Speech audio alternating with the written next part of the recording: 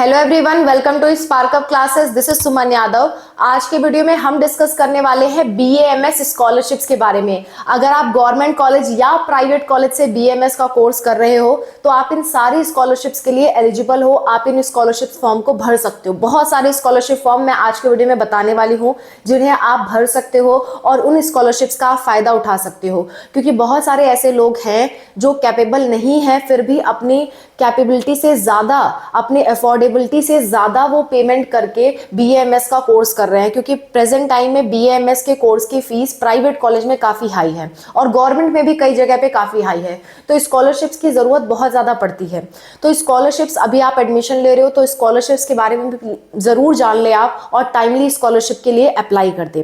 तो क्या क्या स्कॉलरशिप्स हैं, कितनी सारी स्कॉलरशिप्स हैं, किसमें कितना स्कॉलरशिप का अमाउंट आपको मिलता है और एक से ज्यादा स्कॉलरशिप के लिए आप अप्लाई कर सकते हो, तो आप इन सबका फायदा उठाइए। नेक्स्ट चीज की कौन कौन से लोग एलिजिबल हैं, eligibility plus name of scholarship plus amount of scholarship, ये तीनों चीज हम डिस्कस करेंगे आज के वीडियो में। चलिए स्टार्ट करते हैं। सबसे पहला हम बात क्या कर रहे हैं, बीएएमएस स्कॉलरशिप्स की। चाहे आप गवर्नमेंट स्कॉलरशिप के लिए जा रहे हो, गवर्नमेंट कॉलेज से पढ़ रहे हो या आप प्राइवेट कॉलेज से पढ़ रहे हो, आप सब इसके लिए अप्लाई कर सकते हो। बस आपका कॉलेज जो है वो रिकॉग्नाइज्ड होना चाहिए। ऐसा नहीं कि कोई फर्जी एडमिशन हो, वो कॉलेज कोई फर्जी नहीं होना चाहिए। कॉलेज अगर मान्यता प्राप्त है तो आप बिल्कुल अप्लाई कर सकते हो, चाहे आपका कॉलेज गवर्नमेंट हो या प्राइवेट हो, डजेंट मैटर। ठीक है, तो बीएएमएस स्कॉलरशिप में सबसे पहला जो नाम आता है वो होता है central scholarships. Central scholarships, central scholarships की अगर मैं बात करूं तो ये होती है एनएसपी पोर्टल द्वारा, यानी कि नेशनल स्कॉलरशिप पोर्टल। ठीक है, एनएसपी पोर्टल द्वारा होती है और ये स्कॉलरशिप्स बहुत सारे कोर्सेज के लिए दी जाती हैं। एमबीबीएस के लिए भी, आयुष के लिए भी, बीए बीएससी सब के लिए दी जाती हैं। तो फिलहाल मैं सेंट्रल स्कॉलरशिप की बात कर रही हूँ बीएएमएस के लिए, तो मैं सिर्फ इसी के रेस्पेक्ट में बात करूंगी। तो जो सेंट्रल स्कॉलरशिप जो आपको एनएसपी पोर्टल से आप भरते हो फॉर्म, इसी लगभग यानी कि दिसंबर में और जून जुलाई में फॉर्म्स आउट होते हैं। जितने भी मैं फॉर्म्स बताने जा रही हूँ वो दिसंबर, जनवरी, जून, जुलाई इसी बीच आउट होते हैं, तो इस बीच आप बहुत एक्टिव रहिएगा। ओके, तो एक एक करके मैं एलिजिबिलिटी और फॉर्म के नाम आपको बताते जाती हूँ। सेंट्रल स्कॉलरशिप में पहला जो होता है वो होता है post matric scholarship. Post matric scholarship, post matric scholarship में आपकी मेनली मेरिट देखी जाती है और ये mainly SC, ST, OBC and EWS students को दिया जाता है। जनरल वाले भी अप्लाई कर सकते हैं लेकिन मिलने के चांस थोड़े कम हो जाते हैं। ठीक है, और इसमें भी किसी की भी जो फैमिली इनकम है वो 2.5 लाख रुपए से ज्यादा नहीं होनी चाहिए, तभी आप अप्लाई कर सकते हो। और इस स्कॉलरशिप के लिए आपको पर ईयर जो अमाउंट दिया जाता है वो 5,000 से 50,000 रुपए पर ईयर आपको मिलता है। स्कॉलरशिप का अमाउंट है ये, इतना आपको पर ईयर मिलता है इस स्कॉलरशिप में। दूसरे स्कॉलरशिप की मैं बात करती हूँ। दूसरा जो स्कॉलरशिप है वो है मेरिट कम स्कॉलरशिप। मेरिट कम स्कॉलरशिप, ये आपके मेरिट प्लस आपकी परिवार की जो फाइनेंशियल स्थिति है इसको देखते हुए दिया जाता है। ठीक है, इसमें क्या होता है, आपकी फैमिली इनकम जो है, फैमिली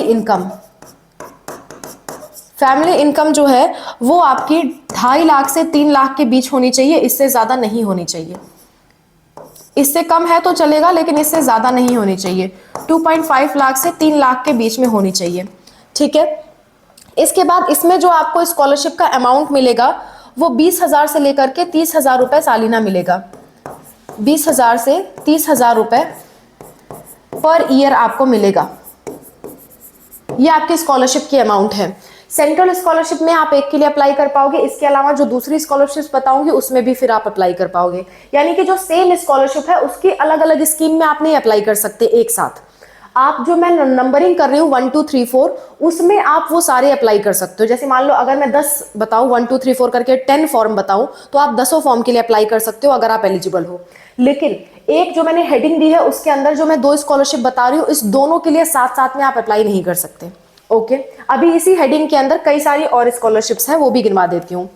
इसमें है सेंट्रल सेक्टर स्कॉलरशिप। सेंट्रल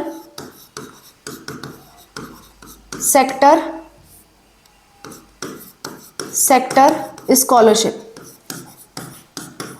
अभी आपके काम की बहुत अच्छी स्कॉलरशिप्स है जिसमें आपको बहुत ज्यादा अमाउंट प्रोवाइड किया जाता है, वो भी आगे बताऊंगी, थोड़ा सा पेशेंस रखिएगा।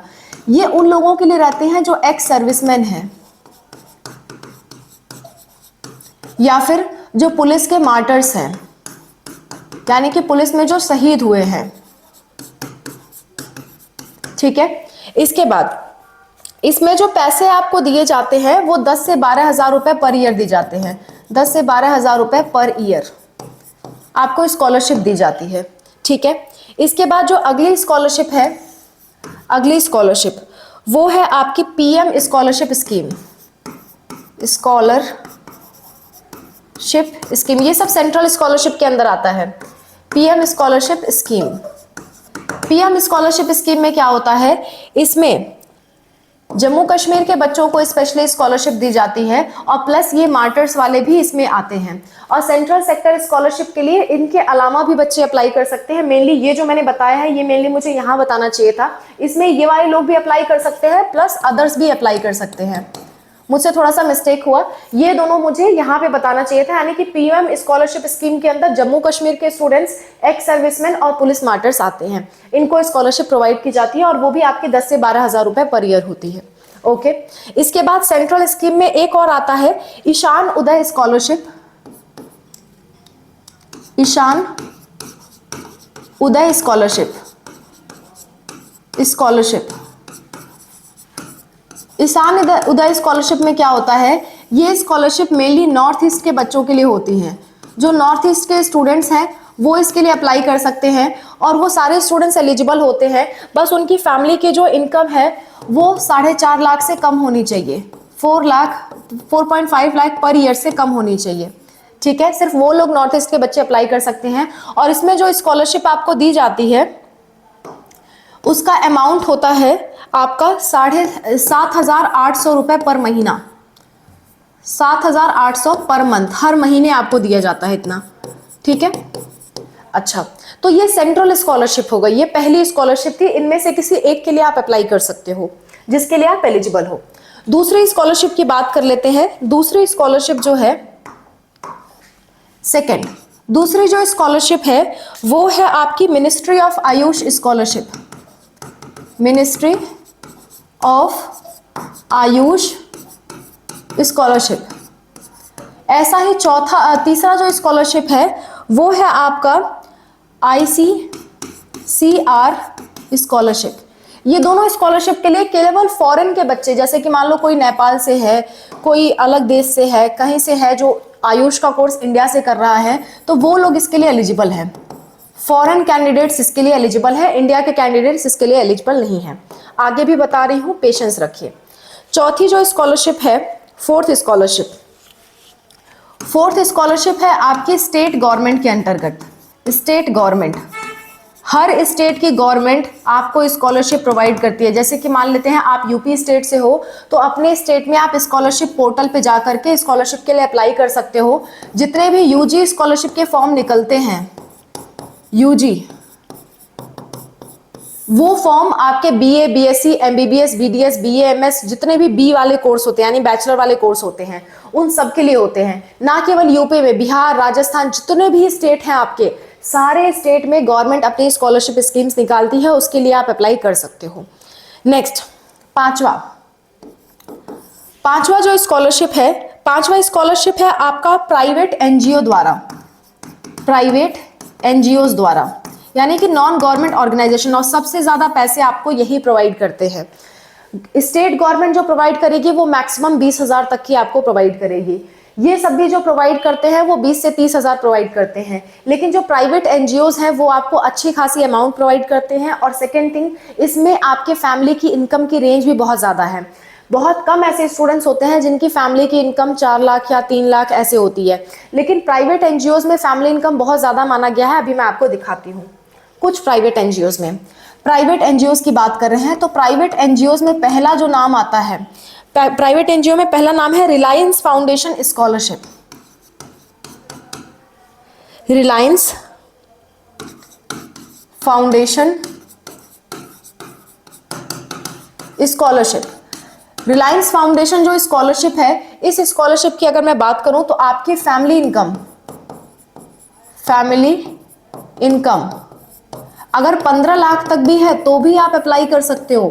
बहुत सारे बच्चे इसको अप्लाई कर सकते हैं। 15 लाख तक की इनकम बहुत सारे लोगों की होती है, क्योंकि 2-3 लाख रुपए, 4 लाख रुपए तो बहुत कम लोगों की इनकम होती है सालिना, लेकिन 15 लाख के अंडर बहुत सारे लोग आते हैं, तो वो सारे लोग इसके लिए अप्लाई कर सकते हैं इसके लिए। और इसमें स्कॉलरशिप का अमाउंट भी बहुत अच्छा है कि स्कॉलरशिप का जो अमाउंट है, जो आपको पैसे मिलेंगे स्कॉलरशिप के तौर पे, वो 2 लाख रुपए पर ईयर मिलेंगे।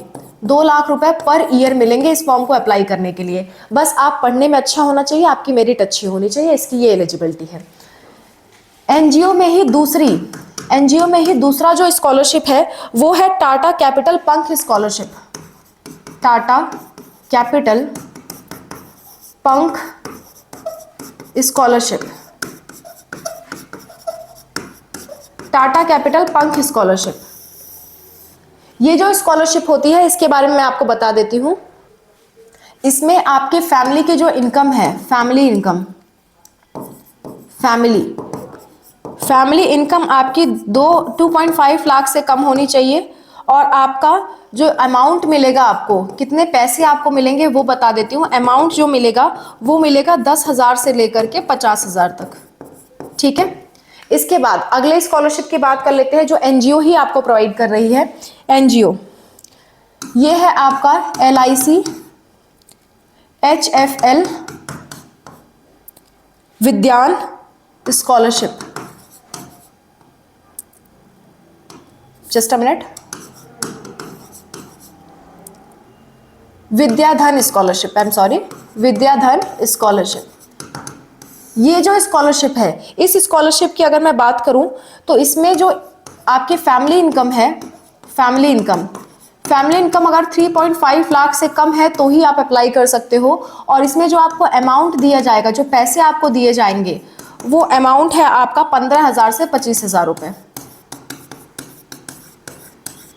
ऐसे बहुत सारे प्राइवेट फाउंडेशंस हैं, जैसे कि इंडसलैंड फाउंडेशन है, एक और बता देती हूँ चलिए। इंडसलैंड फाउंडेशन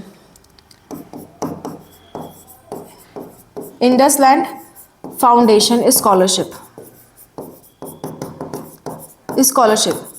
ये जो स्कॉलरशिप है इसमें आपकी फैमिली की इनकम, फैमिली इनकम जो है वो आपकी होनी चाहिए 2 लाख से कम। और इसमें जो आपको अमाउंट दिया जाएगा, अमाउंट आपकी 15,000 से लेकर के 25,000 तक ही है, 15,000 से 25,000 तक है। तो इतनी सारी स्कॉलरशिप्स BA-MS स्टूडेंट्स के लिए होती है। मुझे लगता है, हो सकता है इन सब स्कॉलरशिप के लिए कोई एलिजिबल ना हो, लेकिन रिलायंस वाली स्कॉलरशिप के लिए तो सब लोग एलिजिबल होंगे। रिलायंस वाली स्कॉलरशिप्स के लिए आप जरूर अप्लाई करें। अगर आपकी पढ़ाई अच्छी है, आपकी मेरिट अच्छी है, डेफिनेटली आपको ये स्कॉलरशिप मिलेगी। तो बहुत सारे स्कॉलरशिप्स फॉर्म मैंने आपके सामने रख दिए, आप स्क्रीनशॉट ले लीजिए और इस फॉर्म की अपडेट पता करते रहिए। मैं डेट नहीं बता सकती क्योंकि इनकी डेट फिक्स नहीं होती है कि अभी आ जाएगा, अदरवाइज मैं डेट और कंफर्म महीना भी जरूर बता देती आपको, ताकि आपके लिए आसानी हो सके। लेकिन ये फॉर्म कभी भी आउट हो जाते हैं, मेनली दिसंबर और जून जुलाई में आउट होते हैं, तो उस टाइम आप ज्यादा एक्टिव रहिएगा। लेकिन बाकी महीने भी आप एक्टिव रहिएगा, इनका कोई निश्चित डेट या टाइम नहीं होता है, इसलिए थोड़ा आप एक्टिव रहेंगे, आप चेक करते रहेंगे। इनका नाम नोट करके रखिए, नाम नोट करके रखेंगे और गूगल पे चेक करते रहेंगे तो आपको मिलता रहेगा। Okay, so that's all about the video. इस तरह की स्कॉलरशिप्स के बारे में आपको जानना है तो स्कॉलरशिप्स का पूरा एक मैंने प्लेलिस्ट बना रखा है, जिसमें स्कॉलरशिप की हर अपडेट मैं आप तक पहुंचाते रहती हूँ। तो स्कॉलरशिप्स की प्लेलिस्ट आप सेव कर लीजिए, डिस्क्रिप्शन में है। उस प्लेलिस्ट के थ्रू आप सारे स्कॉलरशिप के लिए अवेयर रहेंगे। That's all, bye, take care, wish you all the best for whatever you are going to do. Bye.